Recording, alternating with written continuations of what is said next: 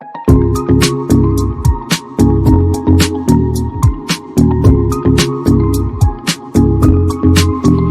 Everyone, welcome back to the science online hub.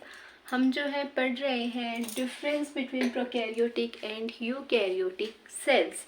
तो जो last class है मेरी, उसमें हमने जाना था कि प्रोकैरियोटिक एंड यूकैरियोटिक सेल्स क्या होते हैं, उनके बीच में जो है बेसिक क्या डिफरेंस होता है। तो हमने जो है अप टू न्यूक्लियस लेवल, यानी न्यूक्लियस एक तो साइज़ के आधार पर कि जो है साइज़ न्यूक्लियर साइज जो है सेल की, प्रोकैरियोटिक एंड यूकैरियोटिक की, उसमें क्या डिफरेंस होता है। उसके अलावा जो है हमने न्यूक्लियस जो है मेन, यानी न्यूक्लियस है वही मेन हम कह सकते हैं डिफरेंस का बेसिस है, उसको हमने डिफ्रेंशिएट कर लिया था कि प्रोकैरियोटिक का न्यूक्लियस कैसा होता है एंड सो ऑन, यूकैरियोटिक का न्यूक्लियस कैसा होता है। तो आगे हम अब नेक्स्ट पढ़ते हैं, जो नेक्स्ट हमारे बेसिस है कि अब आगे किसके आधार पे हम इसको डिफ्रेंशिएट कर सकते हैं, उनके बारे में हम वन बाय वन डिस्कस करते हैं। तो चलिए शुरू करते हैं। यहाँ देखिए हेडिंग जो है ऑलरेडी यहाँ पे राइट डाउन है, difference between prokaryotic and eukaryotic sales. इससे पहले वाला वीडियो जो इसने नहीं देखा है, एक बार आप वो देख लीजिए ताकि आपको यहाँ से अच्छे से समझ आ पाए। तो अब हम यहाँ पे देख रहे हैं difference between prokaryotic and eukaryotic sales. Last हमने जो है सेल साइज एंड न्यूक्लियस, इन दोनों को लास्ट वीडियो में डिस्कस कर लिया था, काफ़ी डिटेल में डिस्कस किया था। तो जिन्होंने भी नहीं देखा है, एक बार आप उसको ज़रूर से देखिए। उसके बाद में नेक्स्ट जो है, अब हम यहाँ पे देखेंगे हमारा नेक्स्ट बेसिस है डिफ्रेंशिएट करने का, सेल वॉल। सेल वॉल जो है उसके आधार पे हम क्या करने वाले हैं, न्यूक्लियस को जो सेल्स हैं प्रोकैरियोटिक एंड यूकैरियोटिक सेल्स, उनको डिफ्रेंशिएट करने वाले हैं। तो चलिए देखते हैं सेल वॉल क्या होता है। सबसे पहले हमें ये पता होना चाहिए कि व्हाट इज सेल वॉल। तो देखिए, जो भी सेल है, ठीक है, क्या है, कोई भी सेल है, इस सेल के बाहर एक प्रोटेक्टिव कवरिंग होगी। क्या होगी? एक प्रोटेक्टिव कवरिंग होगी जो इसको बाहर के एक्सटर्नल फैक्टर्स हैं उनसे और इंटरनल जो इसके ऊपर प्रेशर पड़ेगा उससे क्या करेगा, प्रोटेक्ट करेगा। फॉर एग्जांपल मैं आपको बताती हूँ, जब जो फर्स्ट वीडियो है जिसने भी देखा होगा आप समझ पाएंगे, मैंने जब आपको सेल समझाया था तो मैंने एक बेसिक घर का क्या लिया था, एग्जाम्पल लिया था। अरे बाबा, कि ये ना कोई घर है और सपोज इस घर को बनाने के लिए जो हम बोलेंगे कि छोटे छोटे से मतलब इसकी बेसिक यूनिट्स चाहिए, कि यानी स्टोन्स हैं, ईंट है, या फिर we can say that cement है, एक्सेट्रा मटेरियल जो है, बिल्डिंग मटेरियल, वो इसके यूनिट्स हैं। बिल्कुल वैसे ही जो सेल्स होते हैं वो किसी ऑर्गेनिज्म के बेसिक यूनिट्स होते हैं जिनसे मिलकर के वो सेल बना होता है। क्लियर? अब यहाँ देखिए, मैं फिर से इस जो है होम को, हाउस को एग्जाम्पल ले रही हूँ ये समझाने के लिए सेल वॉल क्या होती है। तो देखिए, हमें पता है घर के चारों तरफ क्या बनाते हैं हम, हमारे घर के चारों तरफ हम क्या बनाते हैं, बाउंड्री बनाते हैं। ठीक है, जैसे ही घर बनाया, घर के चारों तरफ क्या बनाएंगे, एक बाउंड्री बनाएंगे और उस बड़ा सा बहुत ही मजबूत स्ट्रॉन्ग वाला मेन गेट लगाएंगे। ये बाउंड्री हम बनाते हैं, बहुत ही मजबूत बनाते हैं, बिकॉज हम क्या करते हैं, श्योर करते हैं अपने आप को दैट अभी जो हमारा हाउस है वो काफ़ी प्रोटेक्टिव है, बाहर की किसी भी एक्सटर्नल फैक्टर से ये क्या करेगा, हमें प्रोटेक्ट करेगा। ठीक है, इसके अलावा इंटरनली अगर कुछ भी हो रहा है, यानी कि हमने लड़ाई झगड़ा हो गया है, सामान उठा उठा के बाहर फेंकना शुरू कर दिया है गुस्से में, तो मेक श्योर करेंगे वो जो भी चीज़ें हो रही है, लड़ाई झगड़ा हो रहे हैं, जो वॉइसेस हैं, लड़ाई की आवाज़ें हैं, जो बर्तन फेंकने की आवाज़ें हैं, या फिर कुछ भी जो है, ये सारी चीज़ें ये जो चार दीवारी है उसके अंदर ही रह जाएगी। बाहर जो कॉलोनी वाले लोग हैं या जो हमारे नीबर्स हैं या जो अदर फैमिली मेम्बर्स हैं, उन्हें पता ना चले कि ऐसा कुछ भी हुआ था। तो ये इंटरनल जो शॉक्स हैं उनसे भी प्रिवेंट कर रहा है, और आउटर एक्सटर्नल जो भी फैक्टर्स हैं कुछ भी, उससे भी हमारे घर को ये सेफ्टी प्रोवाइड करवा रहा है। बिल्कुल वैसे ही इसी वॉल की जैसे जो हम घर के चारों तरफ जो वॉल बनाते हैं, बिल्कुल उसी के जैसे सेल के चारों तरफ भी एक हार्ड, बहुत ही सॉलिड मजबूत कवरिंग मिलती है, आउटर लेयर मिलती है जो इस सेल को प्रोटेक्ट करती है external factors and internal shock से।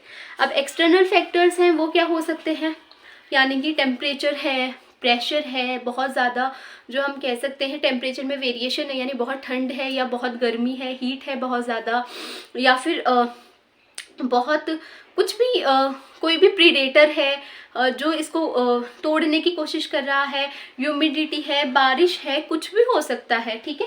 तो एक्सटर्नल फैक्टर्स है जो सेल को हार्म कर सकते हैं, या फिर इंटरनल फैक्टर्स, यानी जो इसका सेल का इंटरनल प्रेशर है वो बहुत इंक्रीज हो गया तो सेल बर्स्ट आउट हो सकता है, फूट सकता है, लेकिन फूटे नहीं, उससे उसके लिए कौन प्रिवेंट कर रहा है, इसकी सेल वॉल प्रिवेंट कर रही है।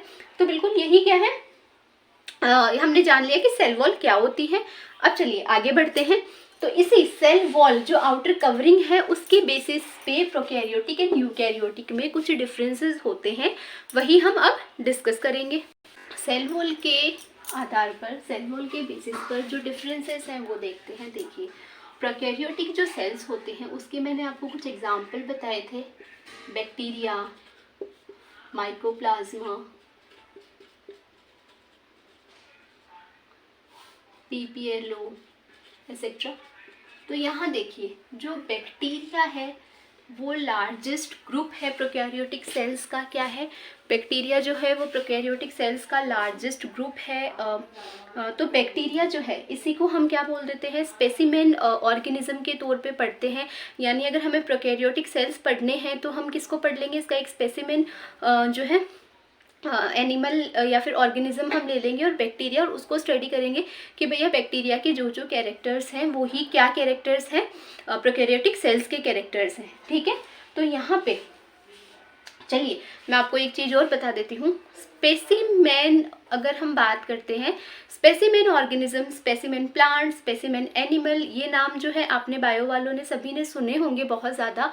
तो इसका मीन क्या होता है, देखिए हम जब कोई भी बहुत बड़ा क्लास या फाइलम को स्टडी करते हैं तो उस फाइलम के अंदर बहुत सारे जो हैं ऑर्गेनिज्म हैं, हम उनको स्टडी नहीं कर सकते हैं। उसके लिए हम क्या करेंगे, कोई भी एक ऐसा जो है ऑर्गेनिज्म, यानी कि सपोज हम प्लांट को पढ़ रहे हैं, फॉर एग्जांपल हम प्लांट किंगडम पढ़ रहे हैं, तो हमने प्लांट किंगडम का कोई भी जो है सपोज एनजीओ जो है स्पर्म्स वो हमने ले लिया है प्लांट ग्रुप का। अब एंजियोस्पर्म अगर हम फाइलम है उसको पढ़ेंगे, या डिवीज़न है जो एंजियोस्पर्म उसको हम पढ़ेंगे, तो ये बहुत ज़्यादा वास्ट है। एंजियोस्पर्म जो है उसमें बहुत ज़्यादा स्पीसीज़ आती हैं, बहुत ही ज़्यादा लाखों करोड़ों स्पीसीज़ आती है। हम सबको वन बाय वन स्टडी नहीं करेंगे, तो हम क्या करेंगे, कोई भी एक ऐसा प्लांट लेंगे जिसमें एंजियोस्पर्म के ऑलमोस्ट सारे कैरेक्टर्स हैं। क्या है, एंजियोस्पर्म के ऑलमोस्ट सारे कैरेक्टर्स प्रेजेंट है, कोई भी ऐसा प्लांट को ले लेंगे और हम उसको क्या कह देंगे कि ये रिप्रेजेंट कर रहा है एंजियोस्पर्म जो फाइलम है उसको, क्या कर रहा है।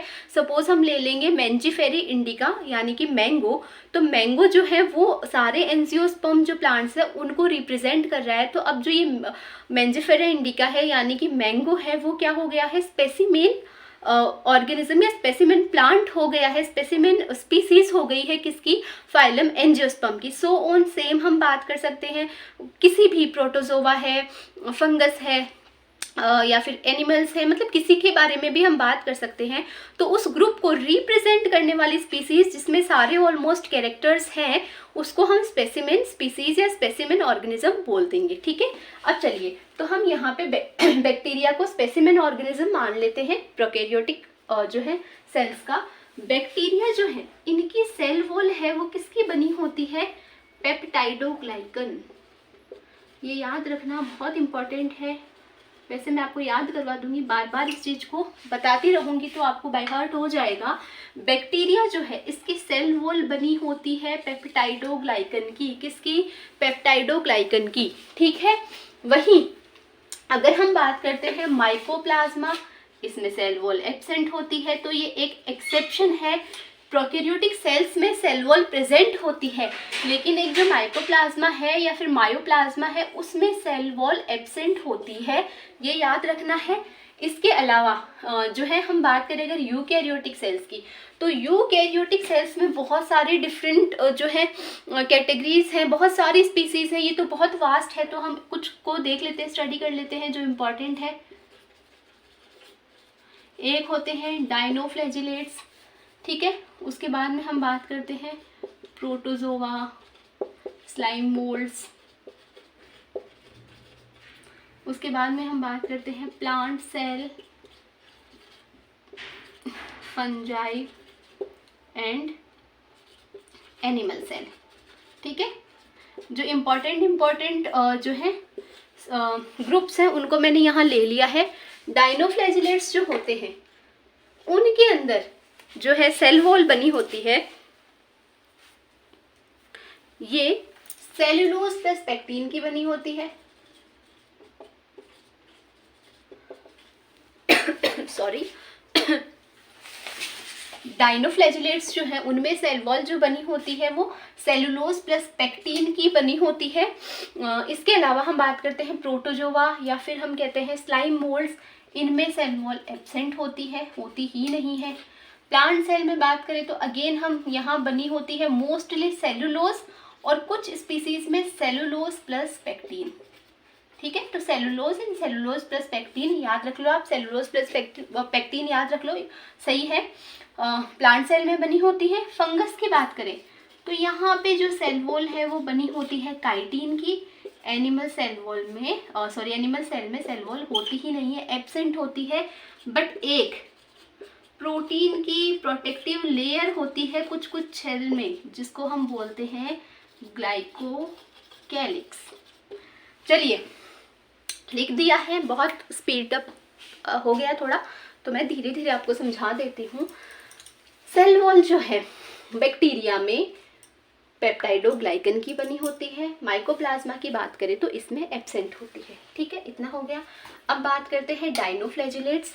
डायनोफ्लैजिलेट्स जो है उनमें सेलुलोज एंड पेक्टिन की बनी हुई सेल वॉल प्रेजेंट होती है। डायनोफ्लैजिलेट्स जो होते हैं वो यूनिसेलुलर यूकैरियोटिक ऑर्गेनिज्म होते हैं, और जो एक्वेटिक होते हैं बहुत ही छोटे छोटे, यूनिसेलुलर है तो काफ़ी छोटे ही हैं, बट यूकैरियोटिक होते हैं ये, और जो है कहाँ एक्वेटिक होते हैं, फ्रेश वाटर मराइन वाटर दोनों में मिलते हैं। इसको मैं अलग से एक्सप्लेन कर दूंगी अलग वीडियो में।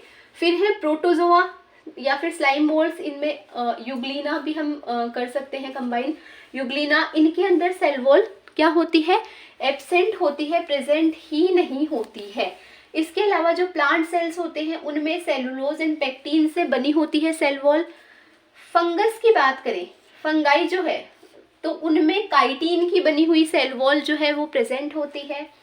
एनिमल सेल यानी हम लोग जो है, हमारे सेल में कोई सेल वॉल प्रेजेंट ही नहीं होती है।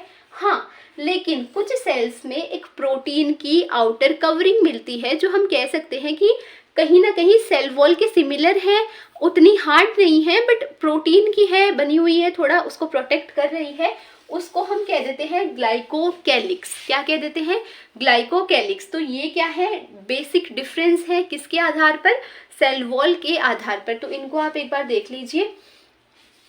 अगर नहीं समझ आए आपको तो आप कमेंट डाउन कीजिएगा, मैं अगेन फिर से आपको समझा दूंगी। आई होप क्लियर हो गया होगा।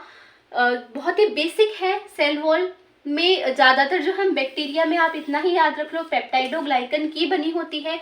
वही प्लांट में बनी होती है सेलुलोज, फंगस में काइटिन, एनिमल्स जो है उनमें एब्सेंट होती है। कहीं कहीं ग्लाइकोकैलिक्स लेयर मिल जाती है जो प्रोटीन की बनी होती है। इतना याद रख लो तो भी सफिशिएंट होगा, ठीक है। चलिए अब आगे जो है नेक्स्ट डिफरेंस हम पढ़ते हैं, सेल मेम्ब्रेन।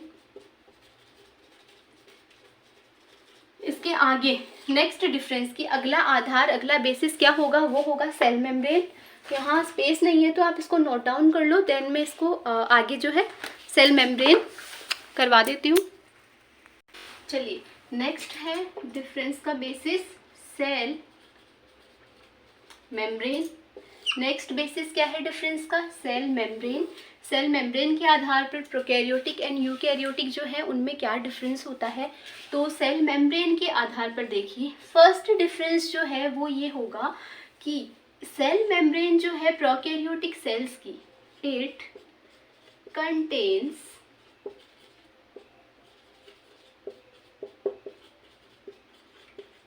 Respiratory enzymes. क्या हो बोल रही हूँ मैं, प्रोकैरियोटिक सेल की जो सेल मेम्ब्रेन है ये क्या कर रही है, रेस्पिरेटरी एंजाइम्स को कंटेन कर रही है। अच्छा सॉरी, एक बार मैं ये भी बता देती हूँ, आई होप आप सबको पता होगा बट फिर से मैं स्टिल क्लियर कर देती हूँ। सेल मेम्ब्रेन क्या है, सेल वॉल सबसे आउटर कवरिंग, सेल मेम्ब्रेन क्या है, बेसिकली सेल एनवेलप है, यानी कि सेल के चारों ओर जिसने सेल को स्ट्रक्चर बनाया है। यानी सपोज क्या करें, ये ऐसे सेल है, इसमें प्लाज्मा है, यहाँ पे साइटोप्लाज्म ये बिखरा पड़ा है, पूरा न्यूक्लियस है, बहुत सारे ऑर्गेनेल्स हैं और lysosomes, ribosomes, etcetera etcetera, protein सब पड़ा है। अब ये एक जगह है, ठीक है, एक जगह है। अगर यहाँ कोई मेम्ब्रेन ना होती तो क्या इसको कोई डेफिनेट शेप मिल पाती? अगर यहाँ मेम्ब्रेन नहीं होती तो क्या ये एक जगह इकट्ठा रहता, कोई डेफिनेट शेप मिल पाती, या ऐसे स्कैटर हो जाता, कुछ भी हो जाता, कोई किधर जा रहा होता, कोई कुछ भी, क्या ये कोई डेफिनेट स्ट्रक्चर बन पाती? तो इसको डेफिनेट स्ट्रक्चर बनाने के लिए इसके चारों तरफ एक थिन मेम्ब्रेन होती है, किसकी बनी, लिपिड एंड प्रोटीन की, लिपोप्रोटीन मेम्ब्रेन होती है, जिसको हम कहते हैं सेल मेम्ब्रेन। इसको हम काफ़ी डिटेल में पढ़ेंगे, इसके आने वाले जो नेक्स्ट वीडियोस है उनमें देखेंगे। अभी आप इतना देख लीजिए कि इस सेल को एक डेफिनेट शेप, स्ट्रक्चर, साइज देने के लिए एक पतली थिन मेम्ब्रेन है लिपिड एंड प्रोटीन की, जो इसके चारों तरफ इसको कवर करके रखा हुआ है, बाउंड करके इसको रखा हुआ है। इसी को हम क्या कहते हैं, सेल मेम्ब्रेन। अब जिनके अंदर सेल वॉल प्रेजेंट होती है वो इस सेल मेम्ब्रेन के ऊपर एक और हार्ड, मोटी, थिक हार्ड मेम्ब्रेन प्रेजेंट होती है जो इसको प्रोटेक्ट करती है। इसको हम कहते हैं आउटर को सेल वॉल।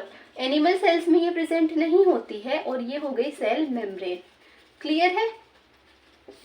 ठीक है, cell wall and cell membrane में डिफरेंस क्लियर है। चलिए आगे बढ़ते हैं। अब हम यहाँ देखिए क्या कह रही हूँ मैं, कि जो सेल मेम्ब्रेन है प्रोकैरियोटिक सेल्स की, ये क्या कर रही है, इट कंटेन्स रेस्पिरेटरी एंजाइम। ये रेस्पिरेटरी एंजाइम्स को कंटेन करती है, यानी वो एंजाइम्स जो रेस्पिरेशन में हेल्प करते हैं। हेल्प करना इन द सेंस कि ये रेस्पिरेशन की जो रेट है इसको इंक्रीज या डिक्रीज कर सकते हैं, फ्लक्चुएट कर सकते हैं। एंजाइम्स क्या होते हैं, वो कैटलिस्ट होते हैं जो खुद डायरेक्टली इन्वॉल्व नहीं होते हैं किसी भी रिएक्शन में या किसी भी प्रोसेस में, बट उस प्रोसेस को ये रेगुलेट कर देते हैं। ये जो है अगर हो गए तो ये थोड़ा पुशअप कर देंगे कि तुम थोड़ा सा जल्दी से हो जाओ, या फिर ये थोड़ा सा रेगुलेट कर देंगे। तो वही एंजाइम्स क्या होते हैं, ऐसे प्रोटीन्स होते हैं। एंजाइम्स बेसिकली क्या होते हैं, प्रोटीन्स होते हैं। एंजाइम्स ऐसे प्रोटीन्स होते हैं जो डायरेक्टली पार्टिसिपेट नहीं करते हैं, बट ये रेगुलेट कर देते हैं, या हम कह सकते हैं स्पीड अप कर देते हैं, थोड़ा सा पुश ओवर कर देते हैं किसी भी रिएक्शन को। तो ऐसे एंजाइम्स जो रेस्पिरेशन में हेल्प करते हैं उन्हें हम क्या कहते हैं, रेस्पिरेटरी एंजाइम्स कहते हैं। तो रेस्पिरेटरी एंजाइम्स जो हैं वो कहाँ पाए जाते हैं, सेल मेम्ब्रेन जो है उसमें पाए जाते हैं प्रोकैरियोटिक सेल्स में। यानी अगर बैक्टीरिया का जो सेल है उसकी सेल मेम्ब्रेन में रेस्पिरेटरी एंजाइम्स मिलेंगे। दूसरा, इसकी जो सेल मेम्ब्रेन है ये क्या करेगी, प्रोकैरियोटिक की इनफोल्डिंग शो करेगी। इनफोल्डिंग शो करने का क्या मतलब है कि मान लीजिए सेल वॉल है, ये जगह जगह से इस तरीके से मुड़ी हुई रहेगी, इनफोल्डेड फॉर्म में रहेगी। क्या करेगी, इस तरीके से जगह जगह से इनफोल्डिंग फॉर्म में रहेगी, इनफोल्डिंग से शो करेगी। क्या करेगी, इनफोल्डिंग शो करेगी, ऐसे सैक लाइक स्ट्रक्चर या ट्यूब लाइक स्ट्रक्चर बनाएगी। वहीं हम अगर यूकैरियोटिक के सेल की बात करें तो इसकी सेल मेम्ब्रेन ऐसे रेगुलर होती है, कहीं से भी ऐसे इनफोल्डिंग्स ये शो नहीं कर रही है। इनफोल्डिंग से शो कौन करती है, प्रोकैरियोटिक सेल की सेल मेम्ब्रेन करती है। और इन जो इनफोल्डिंग्स है उन्हें कहते हैं मीजोजोम। क्या कहते हैं, मीजोजोम। तो ये मीजोजोम जो है वो बिल्कुल एब्सेंट होते हैं, किसके अंदर, होते ही नहीं है, इनफोल्डिंग्स होती नहीं है भैया। जब सेल मेम्ब्रेन रेगुलर है, इनफोल्ड ही नहीं हो रही है, तो ये मीजोजोम कहाँ से बनाएगी, तो ये जो बैग लाइक स्ट्रक्चर्स हैं इनफोल्डिंग से बनी है, किसके, सेल मेम्ब्रेन के, उन्हें कहते हैं मीजोजोम्स। ये मीजोजोम्स एब्सेंट होते हैं यूकैरियोटिक सेल्स में। रेस्पिरेटरी एंजाइम्स भी एब्सेंट होते हैं यूकैरियोटिक सेल्स की सेल मेम्ब्रेन में, नहीं प्रेजेंट होते, और इनफोल्डिंग्स भी नहीं प्रेजेंट होती हैं। और ये जो मीजोजोम्स हैं ये इसका एक्सेप्शन है, इसको लिख लो। डिफरेंस तो बस ये दो ही है, इसमें रेस्पिरेटरी एंजाइम प्रेजेंट होते हैं, इनफोल्डिंग यानी मेसोसोम प्रेजेंट होते हैं, इसमें नहीं होते। इसका एक्सेप्शन है प्रोकैरियोटिक सेल का, यहाँ लिख देती हूँ। प्रोकैरियोटिक सेल का एक्सेप्शन है ये। क्या एक्सेप्शन है? माइकोप्लाज्मा। माइकोप्लाज्मा में क्या कहा था? सेल वॉल भी नहीं प्रेजेंट थी ना, कुछ नहीं है इसके पास। माइकोप्लाज्मा में ना सेल वॉल प्रेजेंट थी, ना इसके अंदर मेसोसोम प्रेजेंट है। माइकोप्लाज्मा बिल्कुल साधु संत वैरागी है, कुछ नहीं चाहिए मुझे, सब तुम रख लो। ना मेरे को सेल वॉल चाहिए, ना मुझे कोई इनफोल्डिंग्स चाहिए।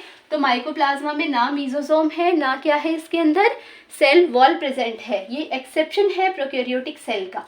इसके अलावा एक और इम्पॉर्टेंट चीज याद रखना, यहाँ लिख रही हूँ, BGA यानी कि ब्लू ग्रीन एल्गी। BGA यानी कि ब्लू ग्रीन जो एल्गी है उसके अंदर क्या होते हैं? मेसोसोम की जगह पे लेमिलोसोम्स प्रेजेंट होते हैं, यानी कि ये इनफोल्डिंग्स ही होती है, लेकिन ये थोड़ी सी इस तरीके से हो जाती है, थोड़ी सी और मेम्ब्रेनस हो जाती है, या थोड़ी सी हम कह सकते हैं और इनफोल्डेड हो जाती है।